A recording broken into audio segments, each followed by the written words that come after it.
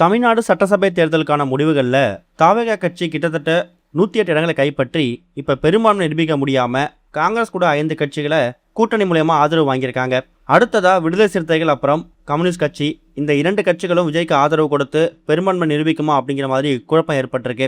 இந்த விஷயத்தால தாவேகா கட்சி நிர்வாகிகளும் விஜய் ரசிகர்களும் எந்த அளவுக்கு ஏமாற்றம் அடைஞ்சிருக்காங்களோ அதை விட 10 மடங்கு விஜயோட குடும்பத்தையும் மிகப்பெரிய சோகத்தை முழுக்க வச்சிருக்கு. குறிப்பா விஜயோட அப்பாவா இருக்கக்கூடிய எஸ். சந்திரசேகர், அம்மா சோபா சந்திரசேகர் இவங்க எல்லாருமே ஒரு மிகப்பெரிய மன வருத்தத்தில் இருக்கிறதாவும், ஆனால் கண்டிப்பாக இது எல்லாத்தையும் விஜய் ஹேண்டில் பண்ணுவார், கூடிய சீக்கிரம் இதுலேருந்து மீண்டு வந்து ஆட்சி அமைப்பார் அப்படிங்கிற மாதிரி இப்போ தகவல் கிடைச்சிருக்குது. அதை விட முக்கியமானது, இப்போ ரீசெண்டாக தமிழகத்தோட பொறுப்பு ஆளுநரை மறுபடியும் விஜய் அவர்கள் சந்திச்சிருக்காரு. காலைல 11 மணிலேருந்து கிட்டத்தட்ட 40 நிமிஷம் மீட்டிங் நடந்திருக்கு.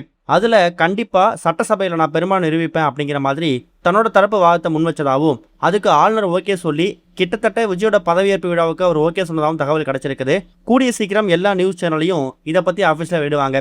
இந்த மாதிரி சுச்சுவேஷனில் விஜய் அவரோட மனைவியர்களுடைய சங்கீதாவுக்கு விஜய் அவர்களை பர்சனல் லைஃப்பில் ஒரு கணவராக வந்து அவங்க எதிர்த்தாலும் ஒரு கட்சியோட தலைவர், அதை விட முக்கியமானது விஜய் அவர்களுக்கு இது பலவரோட கனவு. என்னைக்காவது ஒரு நாள் அரசியலில் போய் உட்காரணும், தன்னை நம்பி வந்திருக்கக்கூடிய அரசியலில் தொண்டர்களாக மாற்றி மக்களுக்கு நல்லது செய்யணும் அப்படிங்கிற மாதிரி அடிக்கடி தன் மனைவிட்ட சொல்லிட்டே இருப்பாராம். அவர் கட்சி ஆரம்பித்ததே அவங்களுக்கு பெரிய சந்தோஷமான விஷயம் தான் பார்க்கப்பட்டு வந்துட்டு இருக்கு.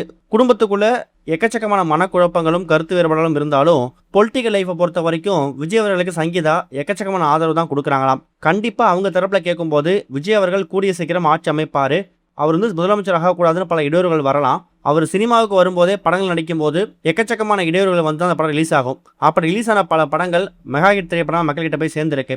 அதுதான் இப்போ அரசியல் நடக்குது. அவர் அரசியலில் பதவி ஏற்படுறதுக்கு முன்னாடி எக்கச்சக்கமான இடையூறுகள் வந்திருந்தாலும் அவர் அரசியலில் வந்து பதவியில் போய் உட்கார்ந்ததுக்கு அப்புறமா மக்கள் ஆச்சரியப்படுற அளவுக்கு பல விஷயங்களை பண்ணுவார் அப்படிங்கிற மாதிரி இப்போ அவங்க குடும்பம் சேர்ந்தவங்க, குறிப்பாக விஜயோட மனைவி சங்கீதா ரொம்ப பெருமையாக பேசின தகவல் கிடைச்சிருக்குது. என்ன நடக்க போகுது அப்படிங்கிறத வெயிட் பண்ணி பார்க்கலாம்.